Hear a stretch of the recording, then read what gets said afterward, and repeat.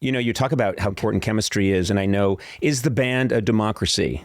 Does everyone have a voting say? I think that this is very hard to answer objectively, but I'll try. Okay.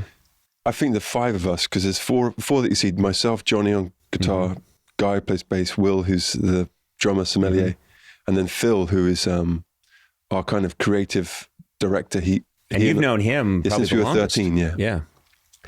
And he was the other person where I grew up who was like, we're going to do this. And we would read books about REM and U2 and the Police. And we were both in a blues band with this slightly older kid who was teaching us about Motown. And we were like, that's what we're going to do. But with no real no real knowledge of how. So for whatever reason, we've all got our gifts in the world. And mine is, I get sent songs and I get a very clear idea of where we're supposed to go as a band. And I get sent ideas all the time for this and this and this and this and this and this and this. And Phil does too, in a different way, for more sort of where we should play, or let's release an album then, or something like that. So to counterbalance that, you have Will and Guy, who, we're not talking about music, we're just talking about how the band operates. They are more of the naysayers in a good way, to make sure we don't do all the stupid ideas, but they sort of pick what actually is good.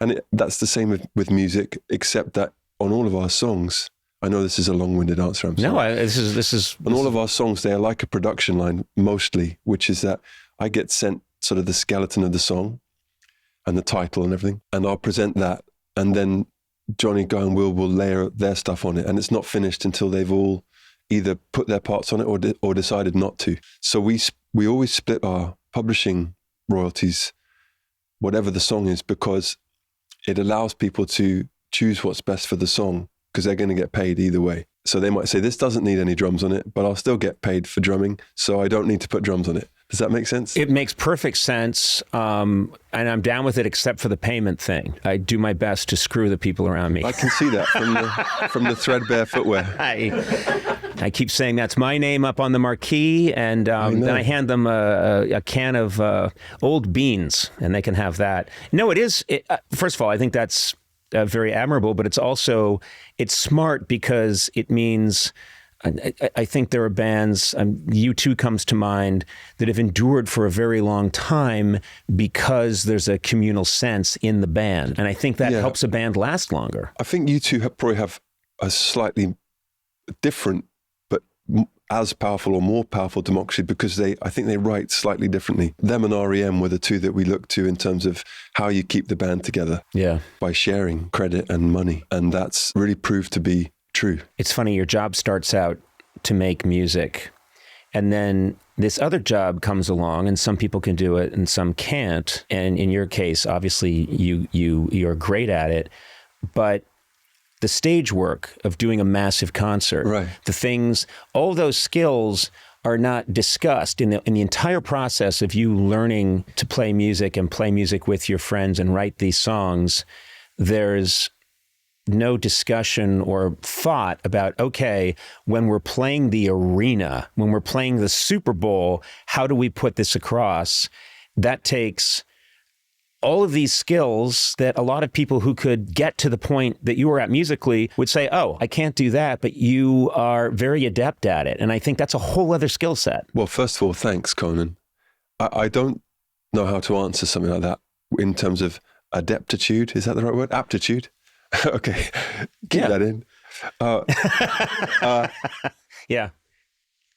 This is another place where I feel that we've leaned into being ourselves with no fear of embarrassment, because there's no way I'm as adept on stage as Beyonce or Mick Jagger, but I'm definitely the best at being me. Right.